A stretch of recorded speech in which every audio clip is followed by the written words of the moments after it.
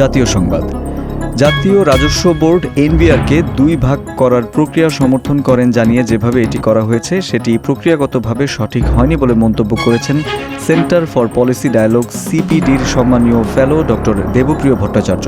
আজ এসডিজি বাস্তবায়নে নাগরিক প্ল্যাটফর্ম আয়োজিত বাংলাদেশ অর্থনীতি 2025-26 নীতি সংস্কার ও জাতীয় বাজেট শীর্ষক সেমিনারে মূল প্রবন্ধ উপস্থাপনকালে তিনি এসব কথা বলেন।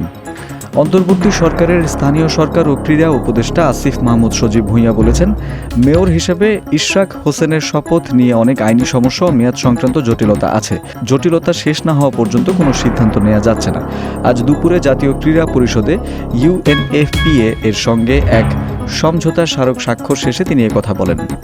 ঢালিউডের নায়িকা নুসরাত ফারিয়ার নামে মামলা ছিল বলে তাকে গ্রেফতার করা হয়েছে বলে জানিয়েছেন অন্তর্বর্তী সরকারের স্বরাষ্ট্র উপদেষ্টা মোহাম্মদ জাহাঙ্গীর আলম চৌধুরী। আজ স্বরাষ্ট্র মন্ত্রণালয়ে অনুষ্ঠিত এক ব্রিফিংয়ে একথা বলেন তিনি।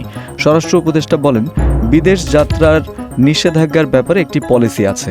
এই পলিসির আওতায় যারা পড়ে তাদের আটকানো হয়।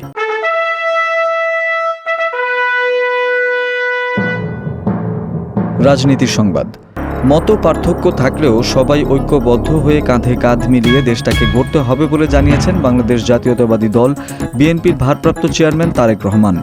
লন্ডনের স্থানীয় সময়ে একটি হোটেলে আরাফাত রহমান কোকো স্মৃতি ক্রিকেট টুর্নামেন্ট 2025-এর পুরস্কার বিতরণী অনুষ্ঠানে একথা জানান তিনি।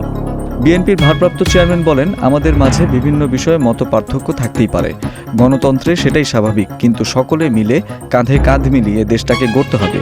দেশকে আন্তর্জাতিকভাবে এগিয়ে নিতে হবে। দেশের মানুষের নিরাপত্তা নিশ্চিত করতে হবে। কর্মসংস্থান তৈরি করতে হবে। আন্তর্জাতিক সংবাদ। গাজায় ইসরায়েলের যুদ্ধের বিরুদ্ধে ডাচ সরকারের কঠোর অবস্থান চেয়ে নেদারল্যান্ডসের রাজধানী হেগে বিক্ষোভ মিছিল করেছে 1 লাখ মানুষ। দেশটির রাজধানী হেগ শহরে অভূতপূর্ব এই বিক্ষোভ অনুষ্ঠিত হয়।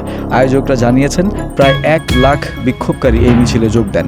তাদের বেশিরভাগই লাল পোশাক পরে গাজায় ইসরায়েলের অবরোধের বিরুদ্ধে রেড লাইন নির্ধারণের দাবি জানিয়েছেন। আজ ডাচ নিউজের এক প্রতিবেদন থেকে এ তথ্য জানা গেছে। তথ্য প্রযুক্তির সংবাদ। কৃত্রিম বুদ্ধিমত্তা এআই দ্রুত উন্নতির ফলে আগামী কয়েক বছরের মধ্যে সাইবার হামলা শুধু বাড়বেই না, বরং তা হবে আরও অনেক বেশি জটিল, কার্যকর এবং শনাক্ত করা কঠিন। এমন সতর্কবার্তা দিয়েছে যুক্তরাজ্যের national cyber security centre NCSC. এতে বলা হয়েছে, 2027 সালের মধ্যে এআই চালিত সাইবার অপরাধ বিশ্বজুড়ে বড় হুমকি হিসেবে দেখা দেবে। যেসব প্রতিষ্ঠান প্রযুক্তির সঙ্গে তাল মিলিয়ে নিরাপত্তা ব্যবস্থা উন্নত করছে না, তারা হতে পারে সবচেয়ে বেশি ঝুঁকিপূর্ণ প্রতিষ্ঠান। খেলার সংবাদ। বাংলাদেশ জাতীয় দলের নির্ভরযোগ্য অলরাউন্ডার মেহেদী হাসান মিরাজ এবার লিখতে যাচ্ছেন নতুন এক অধ্যায়ের সূচনা। প্রথমবারের মতো দেশের বাইরের কোনো ফ্র্যাঞ্চাইজি লিগে খেলতে যাচ্ছেন তিনি, তাও আবার সরাসরি পাকিস্তান সুপার লিগের গুরুত্বপূর্ণ পর্বে। প্লে অফের দ্বারপ্রান্তে দাঁড়িয়ে থাকা লাহোর কালান্দার্স দলে ভিড়িয়েছে মিরাজকে। দলটির স্পিন বিভাগে নতুন প্রাণ সঞ্চারের জন্যই এই সিদ্ধান্ত। জিম্বাবুয়ের অলরাউন্ডার সিকান্দার রাজা ইংল্যান্ড সফরে জাতীয় দলের হয়ে খেলতে চলে যাওয়ায় তার শূন্যস্থান পূরণ করতে যাচ্ছেন এই টাইগার ক্রিকেটার।